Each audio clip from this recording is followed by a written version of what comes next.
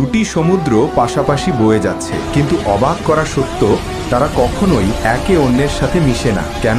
উত্তর লুকিয়ে আছে কোরআনের এক বিস্ময়কর আয়াতে। সমুদ্রের গভীরে কাজ করা একজন সামুদ্রিক বিজ্ঞানী একদিন ডুব সাঁতারে নামলেন। তার সামনে দেখা দিল এক অদ্ভুত দৃশ্য। দুটি সমুদ্র পাশাপাশি, অথচ মাঝখানে যেন অদৃশ্য একটি দেয়াল। এক পাশে নীল জল, অন্য পাশে সবুজ। তিনি হাত বাড়িয়ে ছুঁয়ে দেখলেন, কিন্তু পানি যেন নিজেদের সীমার বাইরে যেতে চাইছে না।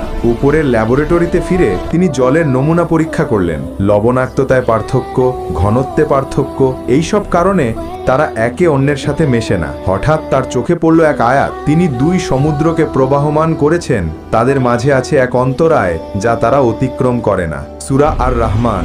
বিজ্ঞানীরা আজ যাকে ওশান ব্যারিয়ার বলেন, কোরআন তা জানিয়ে দিয়েছে 1400 বছর আগে। এই আবিষ্কার দেখে বিজ্ঞানী স্তব্ধ হয়ে গেলেন। How is this possible?